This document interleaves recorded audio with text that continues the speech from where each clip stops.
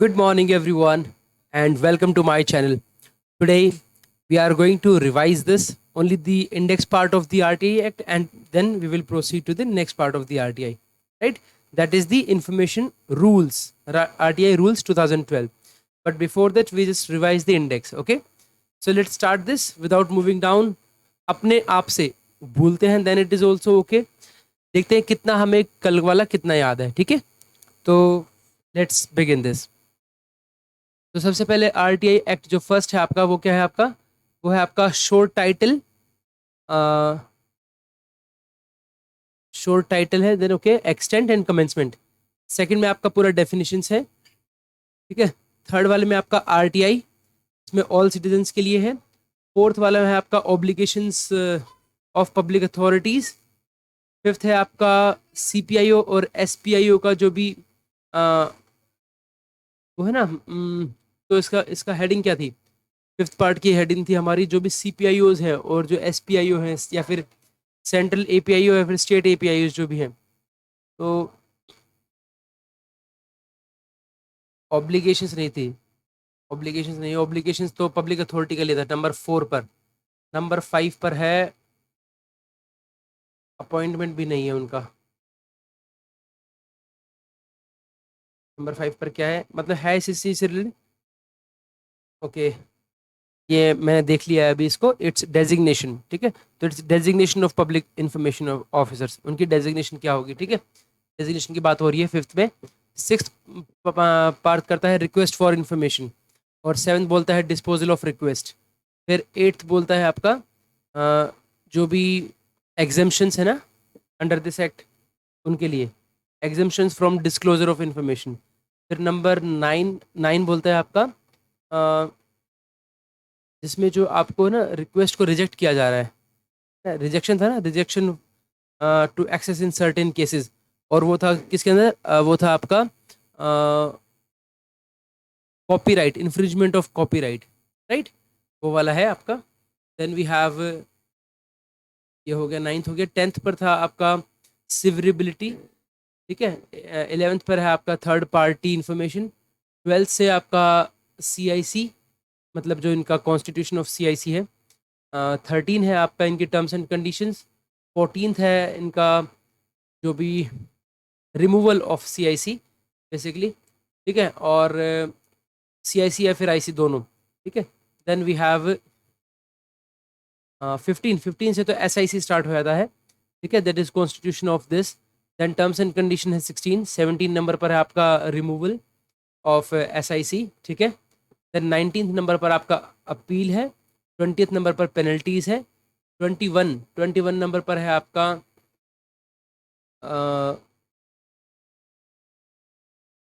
21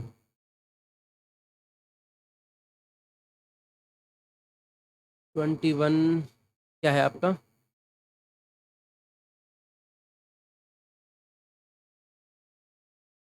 23 पर शायद कोर्ट्स वाला था ना, जो जुरिडिक्शन वाला, कोर्ट्स वाला, वो वाला था. 22 पर था आपका ऑफिशियल सीक्रेट एक्ट. और 21 पर है आपका protection of action taken in good faith. ये 21 है आपका. Then we have 22. 22 पर है आपका ऑफिशियल सीक्रेट एक्ट, जो है इससे मतलब एग्जेम्प्ट है एक तरीके से ना. एक्ट टू हैव ओवरराइड, मतलब दिस एक्ट का जो है that has an overriding effect. ठीक है. ये 22 है आपका. 23 पर था jurisdiction of bar of jurisdiction of courts. ठीक है. देन 24th क्या है आपका? कोर्ट पर लगाने के बाद 25 तो मॉनिटरिंग एंड रिपोर्टिंग है. ठीक है. 24 क्या है आपका? फिर 26 और 27 में अपॉइंटिंग अथॉरिटी का कुछ आता है ना, अप्रोप्रिएट गवर्नमेंट का, सॉरी. बट 24 क्या है? 24 है आपका, क्लिक नहीं कर रहा है, sorry. Act not to apply to certain organisations. इसके अंदर कौन कौन सा है? Act not to apply to certain organisations. 24 जो है, एक बार मैं चेक कर रहा हूँ इसको कौन सा है ये. ओके, जो एलिगेशन ऑफ करप्शन और ह्यूमन राइट वायलेशन वाला और इंटेलिजेंस एंड सिक्योरिटी ऑर्गेनाइजेशंस पर, राइट राइट राइट, ठीक है। 24 हो गया। 25 पर आ गया आपका मॉनिटरिंग एंड रिपोर्टिंग, एंड 26 पर आ गया आपका जो अप्रोप्रिएट गवर्नमेंट से रिलेटेड दोनों पॉइंट है, 26 और 27 दोनों ही उससे रिलेटेड है। That is appropriate government to prepare programmes, programmes वाला था, ठीक है 26, ठीक है। और 27 ये भी अप्रोप्रिएट गवर्नमेंट वाला ही है कुछ, बट क्या है, that is power to make rules by appropriate government, ठीक है। पावर टू मेक रूल्स, वो दो पॉइंट थे ना वो, power to make rules by competent authority, power to make rules by competent authority. तो 27 और 28 हो गया, ठीक है। और 26 वाला क्या था आपका, 26 वाला है आपका appropriate government to prepare programmes, ठीक है। प्रोग्राम्स के बाद आ गया आपका power to make rules by appropriate government and power to make rules by competent authority, ये आपका 27 हो गया, 28 हो गया सॉरी। देन 29 है आपका लेइंग ऑफ रूल्स, ठीक है। ये ले करने पड़ेंगे आपको विद इन 30 डेज वाला था। देन 30 है आपका पावर टू रिमूव डिफिकल्टीज, ठीक है। सेंट्रल गवर्नमेंट के पास पावर है that they can remove the difficulties. और 31 है आपका रिपील, ठीक है। तो इन्फॉर्मेशन जो फ्रीडम ऑफ इंफॉर्मेशन एक्ट 2002 है उसको रिपील। और हमारे पास दो शेड्यूल है जिसमें फर्स्ट में वो थे और सेकंड में क्या है हमारा जो इंटरनेशनल इंटेलिजेंस और जो सिक्योरिटी ऑर्गेनाइजेशन है उसके बारे में है, ठीक है। ऑल राइट, तो कुछ कुछ चीज़ें हैं, देखिए हमने कल ही इसको अच्छे से याद किया था और आज सिर्फ आप देख लीजिए, अगर हम इसको मतलब रिवीजन जो है वो बहुत इंपॉर्टेंट है। अगर हम रिवीजन नहीं करेंगे कुछ नहीं होगा, रिवीजन के बिना बहुत मुश्किल है, ठीक है। तो चलिए कर लेते हैं इसके बारे में। अब हम बात करते हैं जो आरटीआई के जो रूल्स है 2012 में जो आए थे उनके बारे में, ठीक है। Excuse me. बोलते हैं बोलते हैं in exercise of the powers conferred by section 27 of the right to information act 2005, section 27, okay. And in section 27 क्या है आपका, सेक्शन 25 मॉनिटरिंग, 27 में आ गया आपका 26 पर आ गया आपका प्रोग्राम्स, 27 पर आ गया आपको अप्रोप्रिएट गवर्नमेंट को जो पावर्स है बनाने के लिए, ठीक है। तो in exercise of the powers conferred by section 27 of the RTI act 2005 and in supersession of the Central Information Commission Appeal Procedure 2005 and the RTI Information, मतलब जो रूल्स है ना 2000 वाले सबको पहले से उनको सुपरसीड करने के बाद ये जो RTI इन्फॉर्मेशन रूल्स 2012 है वो आए हैं, ठीक है। तो इन दो चीज़ को इन्होंने सुपरसीड किया है, किसमें, एक तो सेंट्रल इन्फॉर्मेशन के अपील प्रोसीजर रूल्स 2005 के और फी एंड कॉस्ट रूल्स 2005 के, उनको भी सुपरसीड किया है। Except as respect things done or omitted to be done before such suppression the central government hereby makes the following rules namely, ठीक है। तो एक्सेप्ट किसके किसके एक्सेप्ट, जो as sorry 2005 except as respects things done, ठीक है, जो पहले से हो चुकी है, और ओमिटेड टू बी डन, और जो थिंग्स जो भी जो चीज़ें हैं वो की जा चुकी है या ओमिट की जा चुकी है, या फिर to be done before such suppression, जो भी इससे पहले जो भी की जाने वाली है, ठीक है, इस सप्रेशन से पहले वाले। तो इस तरीके से इन सबको सप्रेस करके ये रूल्स बनाए गए हैं। जो सेंट्रल गवर्नमेंट है hereby makes the following rules namely, first क्या है, शॉर्ट टाइटल एंड कमेंसमेंट। देखिए दीज रूल्स में be called the right to information rules 2012, तो इनका शॉर्ट टाइटल हो गया। कब से कमेंट होंगे, दे शैल कम इन टू फोर्स, ठीक है, from the date of publication in the official gazette, जिस दिन पब्लिकेशन हो जाती है ये उसी दिन से ये पब्लिश हो जाएंगे, ठीक है। डेफिनेशन क्या कहती है इसकी, एक्ट का मतलब क्या है यहाँ पर, आरटीआई एक्ट 2005 है। कमीशन का मतलब यहाँ पर सीआईसी है under section 12। First appellate authority कौन है इसके अंदर, फर्स्ट अपीलेट अथॉरिटी है आपका फर्स्ट अपीलेट अथॉरिटी अपील वाले में होगा, तो सेक्शन 19 में आ गया आपका। फर्स्ट अपीलेट अथॉरिटी हो गया, means an officer in the public authority who is senior in rank to the CPIO, जो भी सीपीआईओ से जो सीनियर है वो आपके को है फर्स्ट अपीलेट अथॉरिटी होगा, और सेक्शन 19 में उसका मेंशन है, ठीक है। रजिस्ट्रार मतलब क्या है, registrar means an officer of the commission so designated and includes an additional registrar, joint registrar और डेप्यूटी रजिस्ट्रार, मतलब कि जो भी ऑफिसर जो है जो कमीशन ने अपने तरफ से डेजिग्नेट किया है वो जो है रजिस्ट्रार कहलाएगा। वो हो सकता है एडिशनल रजिस्ट्रार भी हो, जॉइंट रजिस्ट्रार भी हो, या फिर डेप्यूटी रजिस्ट्रार भी हो सकते हैं, ठीक है। सेक्शन का मतलब समझते हैं यहाँ पर, section means section of the act, इस एक्ट के जो सेक्शन है उसकी बात हो रही है. And all other words and expression used herein but not defined in these rules shall have the same meaning assigned to them in the act. और जिसके वर्ड जिसकी डेफिनेशन यहाँ पे प्रोवाइड नहीं की गई है वो जैसे एक्ट के अंदर प्रोवाइड किया गया है वही होगा. ठीक है. एप्लीकेशन फी की सबसे पहले बात करते हैं. देखिए, an application under sub section 1 of section 6. देखिए सेक्शन 6 हमारा बोलता है कि जिसके अंदर हम जो है they have the right to make an application for receiving the information. ठीक है.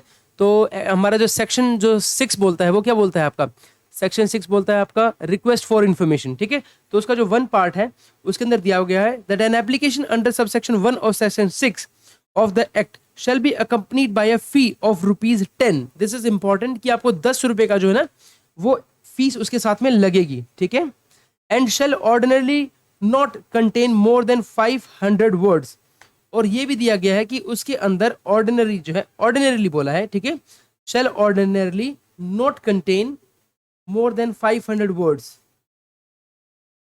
मतलब 500 से ज्यादा जो है वो वर्ड्स नहीं होने चाहिए उनमें ऑर्डिनरी केसेस में. एक्सक्लूडिंग, एक्सक्लूड कर रहे हैं वो, किसको एक्सक्लूड कर रहे हैं यहाँ पर, एक्सक्लूडिंग एनेक्स्चर, जो एनेक्स्चर है उसको एक्सक्लूड कर रहे हैं. ठीक है. कंटेनिंग एड्रेस, जो एड्रेस है सीपीआईयू का उसको एक्सक्लूड करना है.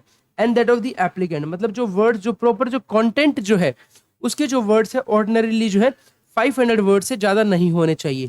ठीक है. बट यस उसके अंदर एक्सक्लूड कर रहे हैं आप उनका एनेक्स्चर्स, उनके containing address of the CPIO as well as the applicant address, वो उसको आपको हटा देना है just in order to read or to count those 500 words. Provided that no application shall be rejected only on the ground that if it contains more than 500 words. देखिए अंदर it's given here कि कोई भी application जो है वो आपको reject नहीं करनी है only on the ground that it contains more then 5 words. ठीक है. सिर्फ इस ग्राउंड पर आपको वो एप्लीकेशन जो है रिजेक्ट नहीं करनी है. ओके. नेक्स्ट बोलता है आपका, तो अब हमें पता चल गया कि 10 रुपीज का जो है उसके साथ में आपको एक जो हमारे पास 4 ऑप्शन है, इधर by cash, by bank draft, by IPO और क्या क्या ऑप्शन थे हमारे पास जो फीस जो है वो दे सकते हैं बाय 4 वेज. कैश था, डिमांड ड्राफ्ट है, एक बैंक ड्राफ्ट था शायद ना, एक demand draft along with bank draft I think, और फिर 4 था आपका आईपीओ, है ना, यही था ना शायद. If I'm not mistaken, I think these are all the things.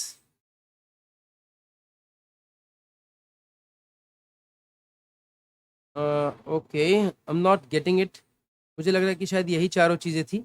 But yes that's important. ठीक है. तो इस पर ध्यान दीजिए कि कौन कौन सी ऐसी 4 चीज़ें हैं जिनके थ्रू जो है हम रिक्वेस्ट की जा सकती है हमारी तरफ से, राइट, जिसके थ्रू जो है पेमेंट जो है वो की जा सकती है. ओके. मैं देख लेता हूँ एक बार so that we can be sure about it.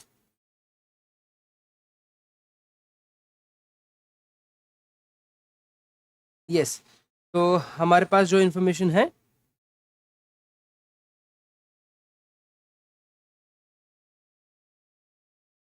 हालांकि हमने देखिए हालांकि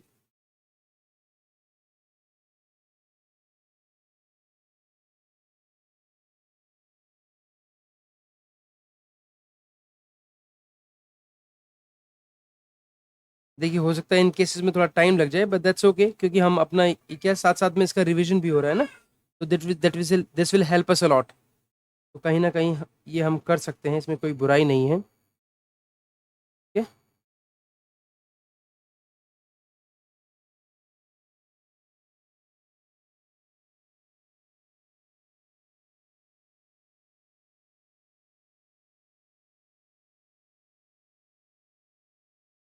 यस. हमारे पास है कैश या फिर डिमांड ड्राफ्ट, बैंकर्स चेक या फिर इंडियन पोस्टल ऑर्डर. ठीक है. और वो अकाउंट ऑफिसर के नाम पर भी चलेगा, राइट. तो क्या क्या है हमारे पास, कैश है, डिमांड ड्राफ्ट है, बैंकर्स चेक मतलब चेक के थ्रू ले सकते हैं तो उसमें बैंक जोड़ दीजिए, उसमें बैंकर्स चेक हो गया, हमारे पास कैश हो गया. Then we have demand draft, तो एक डिमांड ड्राफ्ट भी चलता है. And then we have Indian postal order. ठीक है. ये 4 चीजें हैं जो हमें याद रखनी है, राइट. चलिए back to the rules. Okay. Fees for providing information, क्या क्या फीस लगेगी आपकी फॉर इन्फॉर्मेशन प्रोवाइड करने के लिए? देखिए, fee for providing information under subsection 4 of section 4 and subsection 1 of section 5, sorry 1 subsection 1 and 5 of section 7 of the act shall be charge at the following rates. किस किस तरह से चार्ज होगा देख लीजिए। और यहाँ पर जो सेक्शन 4 है आपका, जिसके अंदर बताया गया है सेक्शन 4 ऑफ सबसेक्शन 4,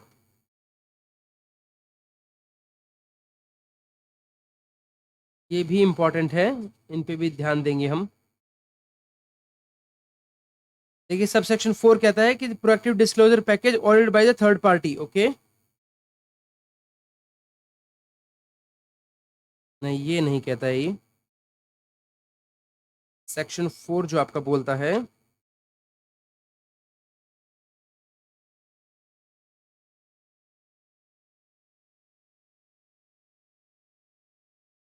यस, हम सेक्शन 4 हमने ओपन कर लिया है। It says P for providing information under subsection 4 of section 4.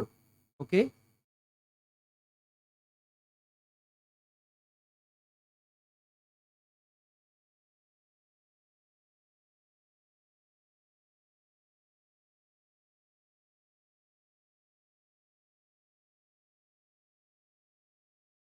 लेकिन सेक्शन 4 का तो कोई सब सेक्शन 4, ओके ये रहा, yes. All materials shall be disseminated taking into consideration the cost effectiveness, local language and most effective method of communication in the local area. ठीक है, information should be easily accessible to the extent possible in electronic format with the CPIO or PIO as the case may be available free जो है, और at such cost of the medium or the print cost price as may be prescribed, जो आपको prescribe कर रखा है। तो यहाँ पर जो फीस जो है फॉर प्रोवाइडिंग इन्फॉर्मेशन वो बोलता है सेक्शन 4 का sub section 4 as well as section 7 का 7 जो हमारा सेक्शन है उसका सब सेक्शन जो कौन सा है वो है फर्स्ट और 5। जो फर्स्ट है वो क्या कहता है आपका, दैट इज आपको 30 डेज के अंदर जो है इन्फॉर्मेशन देनी है on payment of such fees, ठीक है, एज प्रिस्क्राइब्ड जो आपको बता रखा है, ठीक है। अदरवाइज आप उसको रिजेक्ट कर सकते हैं अगर 8 और 9 के अंदर है तो। और दूसरा हमारा सेक्शन 1 है। सेक्शन 5 क्या कहता है इसका, that is where information access to information is to be provided in the printed format में अगर आपको देना है तो जो फीस है वो उनको प्रिस्क्राइब फी देनी पड़ेगी, बस प्रोवाइडेड की उसके अंदर वो जो बीपीएल है वो जो है एग्जेम्प्टेड है। तो यहाँ पर अब हम बात करते हैं इन दोनों सेक्शंस के अंडर में। सबसे पहले है ₹2 for each page in A3 और स्मॉलर पेपर साइज।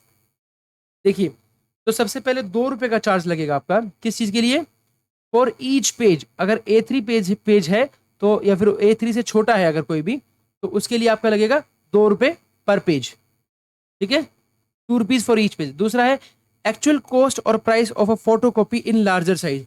अगर मान लीजिए एक्चुअल कॉस्ट लगेगी उसके ऊपर जो भी फोटो कॉपी या फिर जो लार्जर साइज की है उसके लिए। और तीसरा है actual cost for price of samples और मॉडल्स।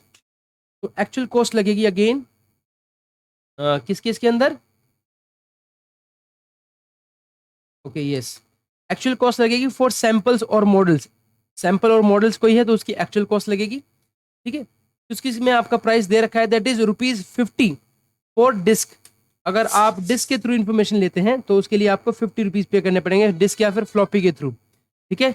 नेक्स्ट है आपका price fixed for a publication or ₹2 per page of photo copy for extract from the publication. देखिए price fix for a publication, जो भी प्राइस फिक्स्ड है publication का, या फिर ₹2 पर पेज, या फिर ₹2 per page of a photo copy for extract from the publication. अगर पब्लिकेशन से आप कोई भी एक्सट्रैक्ट ले रहे हैं तो उस केस में आपको ₹2 पर पेज देना है।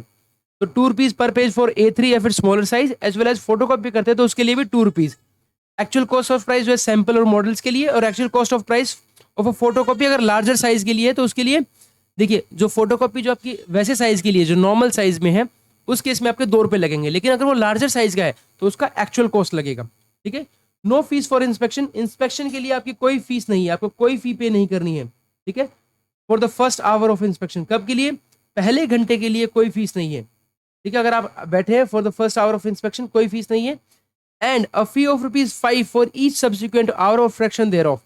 कोई भी अगर 1 घंटे से जैसे ही टाइम ऊपर होता है then you have to pay a fee of ₹5 for each subsequent hour, ठीक है। जैसे जैसे उसके फ्रैक्शन, मान लीजिए 1 घंटा 5 मिनट हो गया तो आपको ₹5 देना पड़ेगा, 2 घंटे 5 मिनट हो गया तो आपको ₹10 आपको पे करना पड़ेगा, ठीक है। So much of postal charge involve in a supply of information that exceeds 50 rupees. अगर आपका ये भी दे रखा है कि देखिए हमने स्टार्टिंग में हमने जीआईडीज के अंदर पढ़ा था कि जो पोस्टल चार्ज है उसको एग्जेम्प्ट कर दिया गया, बट अगर 50 रुपीज से ज्यादा आपका चार्ज लग रहा है, इफ दैट अमाउंट, अगर जो आपका जो पोस्टल चार्ज है वो एक्सीड करता है 50 रुपए से, ठीक है, पोस्टल चार्ज आपका जो इन्वॉल्व है in supply of information, if that exceeds rupees 50 rupees, तो जितना भी चार्ज है वो आपको देना पड़ेगा, ठीक है। तो this becomes important.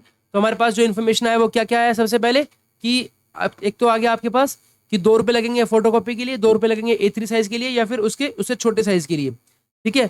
Actual size देना पड़ेगा आपको किस किस में, फोटोकॉपी अगर बड़े साइज की होती है, लार्जर साइज की, तो उसका एक्चुअल कॉस्ट है, सैंपल्स और मॉडल्स का भी एक्चुअल कॉस्ट है। फ्लॉपी के थ्रू इन्फॉर्मेशन ले रहे हैं या डिस्क के थ्रू ले रहे हैं तो 50 रुपीज, ठीक है। इसके अलावा कोई इंस्पेक्शन के लिए आप अगर आते हैं कोई फीस नहीं है पहले घंटे के लिए, पहले घंटे के बाद जो है आपका 5 rupees for each subsequent hour. इसके अलावा पोस्टल चार्ज जो भी इन्वॉल्व है इन सप्लाई ऑफ इन्फॉर्मेशन, अगर वो 50 रुपए से ज्यादा होता है, मान लीजिए 80 रुपए हो रहा है, तो आपको 30 रुपए पे करने पड़ेंगे। 50 रुपीज तक का एग्जेम्प्टेड है हमारे पास, ठीक है। पोस्टल चार्ज जो है हम 50 रुपीज तक का हम अपने अपने तरफ से बियर करेंगे। 50 रुपीज से एक्सीड होगा तो yes they will have to pay, ठीक है। Exemptions from payment of fee, कुछ कुछ को जिनको एग्जाम्पशन है, जैसे हमें पता था बीपीएल को है एग्जाम्पशन है, मतलब no fee rule under rule 3 and under rule 4 shall be charge from an person who is below poverty line. जो भी बिलो पॉवर्टी लाइन है उनको जो है कोई भी चार्ज नहीं देना है, provided a copy of the certificate issued by the government in this regard is submitted. वो जो कॉपी ऑफ द सर्टिफिकेट है वो आपको सबमिट करना पड़ेगा।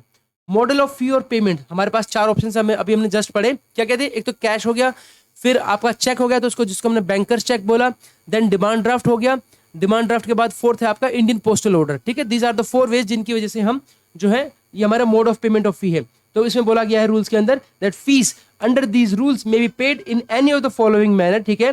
सबसे पहले क्या दे रखा है, इन कैश दे सकते हैं आप, that is to the public authority or to the CPIO of the public authority as the case में भी अगेंस्ट अ प्रॉपर रिसीट, ठीक है। और वो आपको जो है इस केस में आपको क्या देंगे, एक प्रॉपर रिसीट देंगे, ठीक है। सेकंड है आपका बाय डिमांड ड्राफ्ट या फिर चेक के थ्रू आप पेमेंट कर सकते हैं, या फिर IPO order, Indian postal order के थ्रू पेमेंट कर सकते हैं। That should be payable to the account officer, ठीक है। ये किसको पेएबल होगा, that should be payable to account officer of the public authority. और जो कैश देते हैं ना आप, वो public authority to the public authority हो सकता है, टू द सीपीआईओ हो सकता है, टू द, ठीक है, उन किसी को भी दे सकते हैं आप कैश, ठीक है। तो कैश जो देना है आपको टू द पब्लिक अथॉरिटी और द सीपीआईओ किसी को भी दे सकते हैं आप। डिमांड ड्राफ्ट जो देना है वो अकाउंट ऑफिसर को देना है, ठीक है। By electronic means to accounts officer, मान लीजिए कोई पेमेंट है जो आप इलेक्ट्रॉनिक मीन्स से कर रहे हैं, ठीक है, इलेक्ट्रॉनिक कर रहे हैं, तो वो भी आपके अकाउंट ऑफिसर के पास जाएगी of the public authority if facility for receiving fee through electronic means is available with the public authority, if that facility is available, तो आपको जो इलेक्ट्रॉनिक मीन से पेमेंट करनी है वो अकाउंट ऑफिसर को करना है। बेसिकली जो कैश देंगे ना आप वहां पे, क्योंकि वहां पर अकाउंट ऑफिसर हो सकता है हो या ना हो, तो आपको क्या करना है, सीधा सीधा जाके सीपीआईओ के पास जाके आप पेमेंट दे सकते हैं और वहां से एक रिसीट आपको मिल जाएगी, ठीक है। इसके बारे में कुछ जीआईडीज हैं, that is electronic Indian postal order. अब जो है आईपीओ जो है वो भी इलेक्ट्रॉनिक हो गया, तो बोलते हैं क्या, on the initiative of department of personal and training, department of post ने है, that has launched a service called e IPO, उन्होंने स्टार्ट कर दिया है 2013 से। ये जो फैसिलिटी है to purchase an IPO Indian postal order electronic by paying a fee online through an e post office portal, ठीक है, वहां से आप जाके कर सकते हैं। इट कैन ऑल्सो भी एक्सेस थ्रू इंडिया पोस्ट की वेबसाइट से भी कर सकते हैं। As per RTI rules 2012 fees may be paid by electronic means if facility for receiving fee through electronic means is available with the public authority। तो उसके लिए जो है एक ई-आईपीओ जो है उन्होंने सर्विस जो है डिपार्टमेंट ऑफ पोस्ट ने स्टार्ट कर दी है, ठीक है।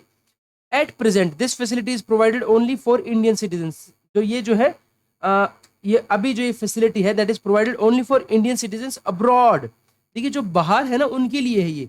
दिस फैसिलिटी जो है that is provided only for citizen abroad across the globe to facilitate them to seek information from the CPIO, ठीक है, under the RTI Act 2005. Debit and credit cards can be used to purchase that EPIO. Okay, the user needs to get himself registered. आपको website पर आके register करना पड़ेगा.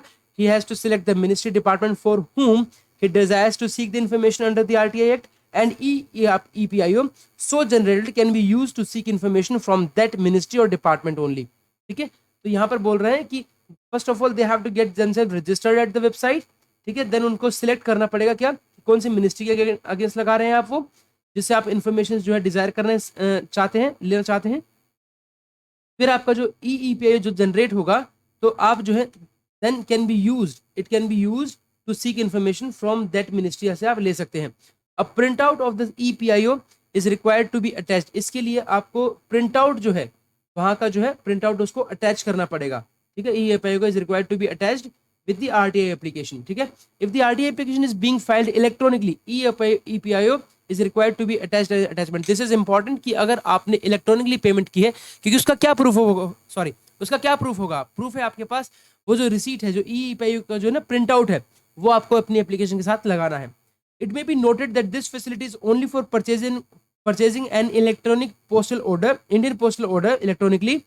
All the requirements for filing an RTI application as well as other provisions regarding eligibility, time limit, exemption, etc. as provided in the will continue to apply. देखिए ये जो facility है ये सिर्फ IPO के लिए है, इसके अलावा जो भी टाइम लिमिट्स है, जो कुछ भी है, सब कुछ वो आपका एक्ट के अकॉर्डिंग काम करेगा, ठीक है। All other requirements for filing in RTI application आपको कहाँ करनी है, and other provision regarding eligibility क्या है, टाइम लिमिट्स क्या है, एग्जम्पशंस क्या है, वो सब कुछ आपका RTI एक्ट के अकॉर्डिंग काम करेगा। So an IPO so generated must be used only once with an RTI application. सिर्फ एक बार वो यूज होगा। To check any multiple use of the same EPIO, the CPIO shall maintain a record of the EPIO. देखिए उसको check करने के लिए जो CPIO है, they have to maintain a record, ठीक है। तो CPIO जो है he will maintain a record of the EPIO so received from Indian citizens abroad. In case of any doubt, EPIO can be verified from the above mentioned side of the portal, from the portal, ठीक है। तो next हम बात करते हैं extending the facility of EPIO for payment of RTI fee application in the Indian mission और by Indian citizen abroad. यही है, ये जो अभी हमने पढ़ा है इसी के बारे में दोबारा से दे रखा है कि एक सर्विस है कॉल्ड EPIO, ठीक है, that was launched in 2013 to facilitate Indian citizen abroad across the globe, ठीक है। And EPIO by paying the fee online to access information under act, ठीक है। The procedure to obtain EPIO has already been explained why did this. The user needs to register himself, ठीक है, ministry को select करना है, वहां से debit और क्रेडिट कार्ड के थ्रू पेमेंट कर सकता है, प्रिंट आउट लेना है उसका, RTI एप्लीकेशन के साथ लगा देना है उसको। ये जो है सिर्फ अभी अब्रॉड जो रह रहे हैं सिर्फ उन्हीं के लिए है, सिर्फ इलेक्ट्रॉनिक IPO खरीदने के लिए है, बाकी सब कुछ सेम रहेगा, ठीक है। अब ये नोटिस किया है डिपार्टमेंट ने that Indian citizen living abroad are facing difficulties in payment of fees for accessing information from Indian missions, ठीक है, उनको डिफिकल्टी हो रही है, ठीक है, as the facility of EPIO was not available with them. कैसे कह रहे हैं, for accessing information from Indian missions, ठीक है, कुछ लोग ऐसे हैं जो इंडियन मिशंस पर हैं या फिर पोस्ट अब्रॉड हैं, ठीक है, तो उसके लिए क्या कहा, in order to facilitate for obtaining the information in RTI act by Indian citizen living abroad from Indian missions, ठीक है, post under ministry of external affairs, the facility of EPIO।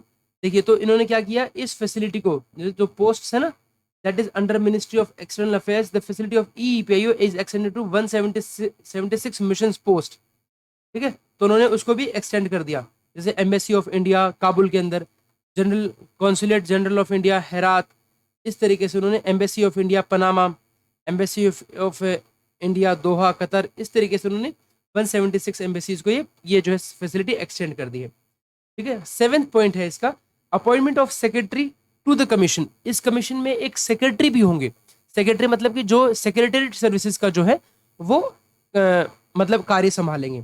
The central government shall appoint an officer not below the rank of additional secretary, ठीक है, not below the rank of additional secretary to the government as secretary की तरह जो यहाँ पर काम करेंगे, लेकिन कम से कम AS लेवल के होने चाहिए, ठीक है, वो इस कमीशन के अंदर जो हमारी CIC है, सेंट्रल इंफॉर्मेशन कमीशन के अंदर वर्क करेंगे, ओके।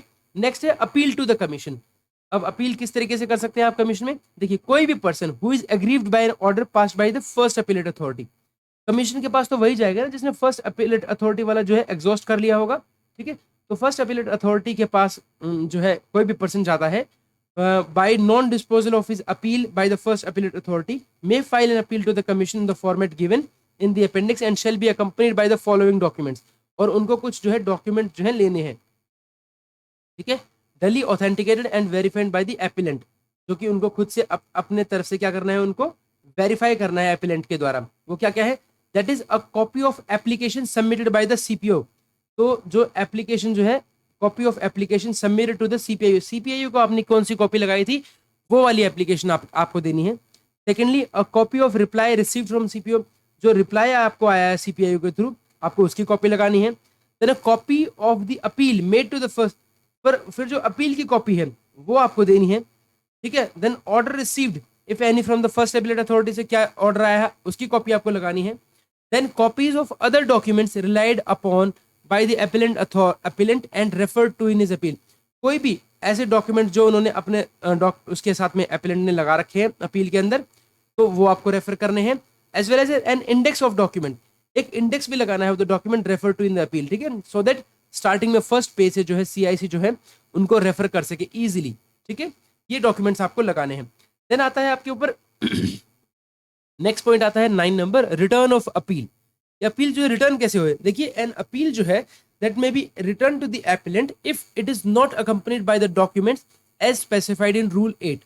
जो कोई भी अपील है इस तरीके से, तो उस अपील को वापस भी किया जा सकता है अगर वो जो है if they are not accompanied by the documents, ठीक है, for removing the deficiencies and filling the appeals complete in all respect, उसको पूरा करने के लिए। तो ये अपील की बात कहाँ हो रही है, that is appeal to the commission, ठीक है। जो कमीशन के पास जो आप अपील कर रहे हैं उस कमीशन वो जो है आपकी अपील को वापस कर सकते हैं, ठीक है,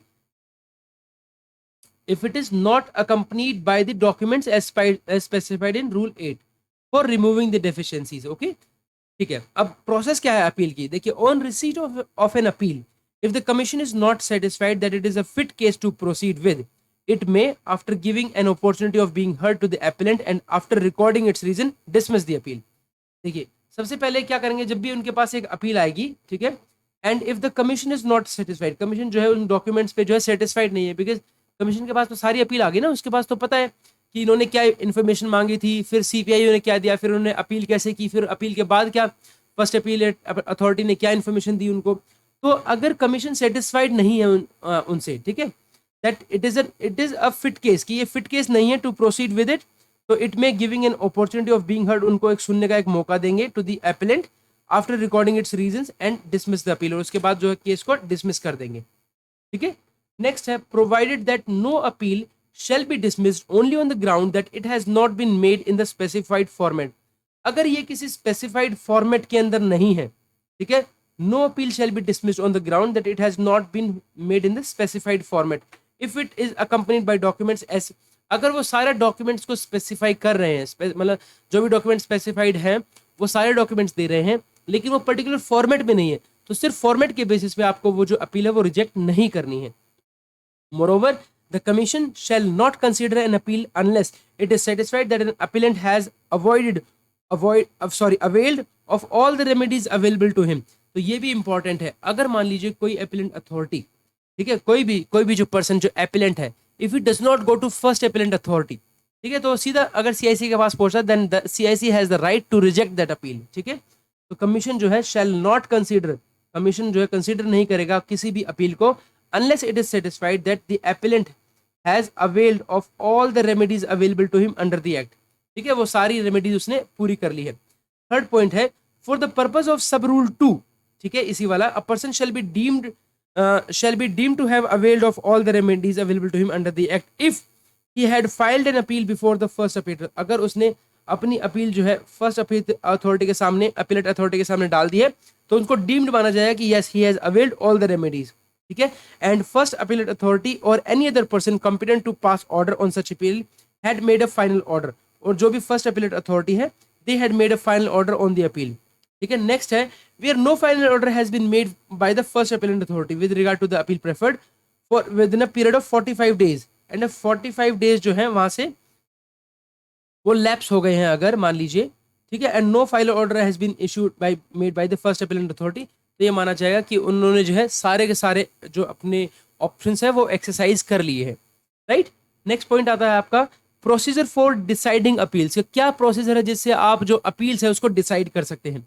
the commission while deciding an appeal में फर्स्ट क्या करेंगे, रिसीव ओरल और रिटन एविडेंस ऑन ओथ और एन एफिडेविट फ्रॉम कंसर्न और इंटरेस्टेड पर्सन। सबसे पहले क्या करेंगे, उनसे रिसीव करेंगे एक ओरल और रिटन एविडेंस, ठीक है, जो भी वो उनका जो रिटन एविडेंस है या फिर जो भी ओरल एविडेंस है वो लेंगे उनसे ऑन ओथ के साथ, या फिर जिसके अंदर एक एफिडेविट के साथ फ्रॉम द कंसर्न पर्सन, जो भी इंटरेस्ट पर्सन उससे लेंगे आप। पर यूज और इंस्पेक्ट, मतलब उनको पढ़ेंगे, डॉक्यूमेंट्स को इंस्पेक्ट करेंगे, ठीक है, जो भी पब्लिक रिकॉर्ड्स और कॉपीज देयर ऑफ उनको देखेंगे। Enquire through authorise officer further details और फैक्ट्स, इंक्वायर करेंगे जो भी ऑथराइज ऑफिसर है वो उनकी फर्दर डिटेल्स और फैक्ट्स को चेक करेंगे। हियर सीपीआईओ, सीपीआईओ की भी सुनेंगे, जो सीपीआईओ जिन्होंने ऐसी इन्फॉर्मेशन दी है उनको भी सुनेंगे, सीएपीआईओ को भी सुनेंगे और फर्स्ट अपीलेट अथॉरिटी, तीनों को सुनेंगे, सीपीआईओ को भी, सीएपीआईओ को भी और फर्स्ट अपीलेट अथॉरिटी तीनों को सुनेंगे। और such person against whose action the appeal is preferred as the case में भी, और उस उन पार्टी को भी सुनेंगे जिन्होंने अपील जो है प्रेफर की है।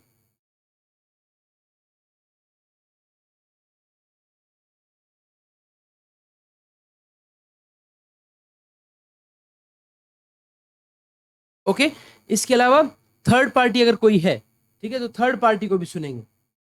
ठीक है, here the third party also, this is important, हमें लगता है कि थर्ड पार्टी को नहीं सुनेंगे, दिस इज इंपॉर्टेंट कि they will also hear the third party also, that becomes important. ठीक है, इस पर ध्यान दीजिएगा। Receive evidence on affidavits from CPIO, CAPI or first authority and such other person against whom the appeal lies or the third party, मतलब सबसे evidence on affidavit लेंगे वो। ठीक है, receive, he will receive the evidence on affidavit, सबसे from CPIO से भी लेंगे, APIO से भी लेंगे, then we have first appellate authority उनसे भी लेंगे, as well as from the third party, और जो और such other person against whom the appeal lies. ठीक है, और जिस पर्सन के ऊपर जो लाइज कर रही है वो उससे भी लेंगे। ठीक है, तो यहाँ पर जो अगर आप थर्ड पार्टी का मतलब क्या समझ रहे हैं, थर्ड पार्टी का इन्फॉर्मेशन का मतलब है यहाँ पर कोई भी इन्फॉर्मेशन आपके पास जो इन्फॉर्मेशन जो है अगर ऑफिशियली आ गई और वो आपको रिवील करनी है तो वो पर्सन जो है थर्ड पार्टी बन जाएगा इस केस में। ठीक है,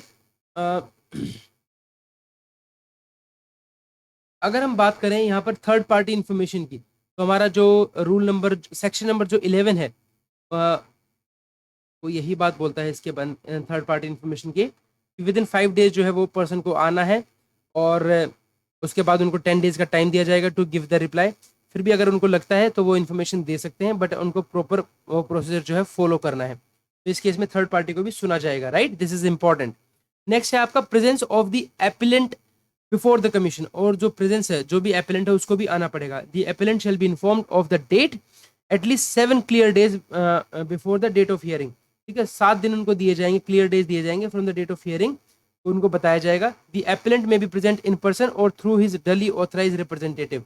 देखिए जो पर्सन है ना, जो एपिलेंट है, ही में बी प्रेजेंट इन पर्सन, वो खुद आ सकते हैं, या फिर और इंपॉर्टेंट है ये, थ्रू हिज डली रिप्रेजेंटेटिव ऑथराइज रिप्रेजेंटेटिव के थ्रू भी आ सकते हैं, और थ्रू वीडियो कॉन्फ्रेंस भी आ सकते हैं, if the facility of video conference is available at the time of hearing the appeal of the commission. तो या तो वो खुद आ सकते हैं, उनका रिप्रेजेंटेटिव आ सकता है, या फिर थ्रू वीडियो कॉन्फ्रेंस हो सकता है। ठीक है, where the commission is satisfied that the circumstances exist due to which the appellant is unable to attend the hearing, then the commission may afford the appellant another opportunity of being heard। अगर मान लीजिए कुछ ऐसा है, अगर commission satisfied है कि circumstances कुछ ऐसे एग्जिस्ट हो गए that the appellant is unable to attend the hearing, तो उस केस में he may afford the appellant another opportunity, तो क्या उस केस में उनको another opportunities देंगे of being heard before a final decision is taken or take any other appropriate action as may deem fit। Presentation by the public authority, the public authority may authorize any representative or any of its officers to present its case। वो जो है किसी को भी public authority जो है वो किसी को भी ऑथराइज कर सकते हैं, कोई भी रिप्रेजेंटेटिव या फिर कोई भी officer to present its case. ठीक है, service of notice by commission, कि किस तरीके से नोटिस दिस सर्विस जो है, the commission may issue the notice by name which shall be served in any of the following modes. Namely कैसे कैसे कर सकता है, that is service by the party itself. ठीक है, बाय हैंड डिलीवरी, दस्ती जिसको बोलते हैं, थ्रू प्रोसेस, तो service by the party itself, वो जो पार्टी है वो खुद कर सकती है ऐसा। The commission may issue the notice, okay, commission जो है इशू नोटिस कर सकती है, नोटिस को इशू कर सकती है बाय नेम, ठीक है, which shall be served in any of the following modes. Sir by service by the party itself वो खुद लेके जा सकते हैं, बाय द हैंड डिलीवरी दस्ती through process server, okay, registered post के थ्रू कर सकती है विद एक्नॉलेजमेंट, ठीक है, एंड इलेक्ट्रॉनिक मेल, तो उनको मेल भी किया जा सकता है। Order of the commission, the order of the commission shall be in writing and issued under the seal of the commission, duly authenticated by the registrar or any other officer authorized by the commission for this purpose। देखिए जो भी order होगा ना commission का, it shall be in writing, writing में होगा, and issued under the seal of the commission, commission की seal के अंडर इशू किया जाएगा। उसको डली ऑथेंटिकेट कौन करेगा, डली ऑथेंटिकेटेड बाय द रजिस्ट्रार और any other person authorised by the commission for this purpose. ठीक है, फॉर्मेट ऑफ अपील दे रखा है आपको कि इसके अंदर नेम और एड्रेस ऑफ द एपिलेंट आएगा, name and address of the CPIO. ठीक है, और जिसने जिसको आपने एप्लीकेशन दी और जिसने आपको रिप्लाई किया, फर्स्ट एपिलेट अथॉरिटी का नेम और एड्रेस, पर्टिकुलर्स बताइए अपनी एप्लीकेशन के, then particulars of order including number if any against which the appeal is preferred, brief fact बताएंगे आपका leading to the appeal, prayer और रिलीफ सोट क्या चाहते हैं आप वो बताएंगे, ग्राउंड्स फॉर द प्रेयर और relief, any other information relevant to the appeal, verification और ऑथेंटिकेशन बाय द एपिलेंट। तो ये सब कुछ आप इन्फॉर्मेशन देंगे। ठीक है, then we have government of India decision, कुछ इसके अंदर एक जीआईडी आ रखी है वो पढ़ लेते हैं। It says harmonisation of RTI fee and cost rules and appeal procedure rules under RTI 2005 इनके रिगार्डिंग है। गवर्नमेंट ऑफ इंडिया ने जो रूल्स जो नोटिफाई कर दिया है आरटीआई रूल्स जो 2012 के अंदर, दैट इज ऑन 31 जुलाई 2012। तो अगर हम आपसे पूछे कि ये जो रूल्स हैं ये कब इफेक्टिव हुए थे या फिर कब आए थे, तो ये कब आए थे आपके, दैट इज ऑन 31 जुलाई 2012 को। इंपॉर्टेंट है, याद कर लीजिएगा इसकी डेट को, 31 जुलाई 2012 को आए हैं ये रूल। ठीक है,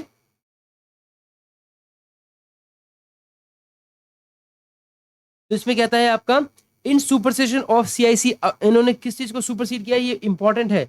इन्होंने ये जो रूल्स है ना, इन्होंने सुपरसीड किया किस चीज को, CIC central information commission appeal procedure rules 2005 को, एज वेल एज आरटीआई जो हमारा फी एंड कॉस्ट रूल 2005 है, दोनों को।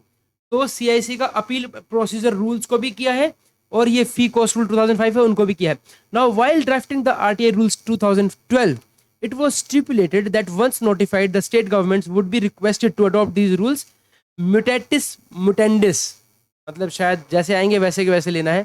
ठीक है, so that there might be uniformity as far as possible in the matter of implementation of the act throughout the country। ठीक है, attention is also invited to department का लेटर है, even number ये, title harmonisation of fee payable under the right to information act, requesting thereby to review the state.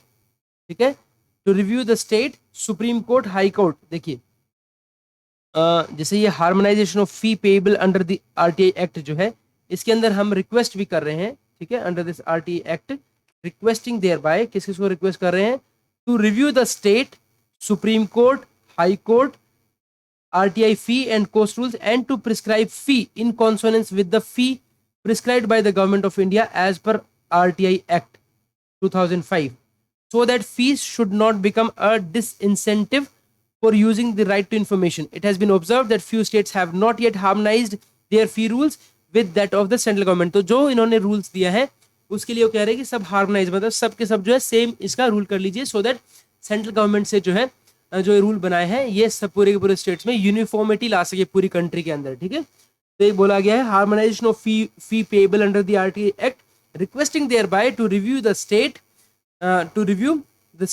Supreme Court, High Court, RTI fee and cost rules and to prescribe fee in consonance with, मतलब जैसे ये है इन्हीं के साथ साथ ऐसे ही with the fee prescribed by the government of India as per RTI Act 2005। ठीक है, इनको मतलब एक जैसा कर दीजिए आप। All the states competent authorities are therefore requested to kindly review their right to information cost rules, ठीक है, and appeal procedure rules and to notify if need be fresh rules in consonance with those rules notified by the government of India। ठीक है, तो ये देखिए ये आपका इसके अंदर जो आरटीआई जो आपके रूल्स हैं आरटीआई के जो रूल्स 2012 है ये यहाँ तक कवर हो जाते हैं आपके। ठीक है, तो ये 31 जुलाई 2012 को आ गए थे ये रूल्स और इसके अंदर हमने काफ़ी कुछ पढ़ा अभी। ठीक है, आगे जो इसके अंदर दे रखा है आपका, फिर दे रखा है guide on the right to information act, कुछ गाइड है। अब ये गाइड किस किस के लिए है, उन्होंने सबसे पहले एक गाइड दे रखा है इसके अंदर कि कैसे कैसे आपको ये काम करना है। तो सबसे पहले है एक गाइड ऑन आरटीआई। ठीक है, कि आरटीआई के ऊपर उन्होंने एक गाइड बना रखी है so that everybody can understand that well. ठीक है, एक तरीके से गाइड का एक फॉर्मेट दे रखा है इन्होंने। तो ये हमारा चैप्टर 3 है इसका वो। ठीक है, तो देखिए हम इसको जो है अपने तरफ से कल इसको कवर करेंगे। ठीक है, आज के लिए आज हमने रूल्स कर लिया है, तो I think it's clear. With this, thank you so much and have a great day.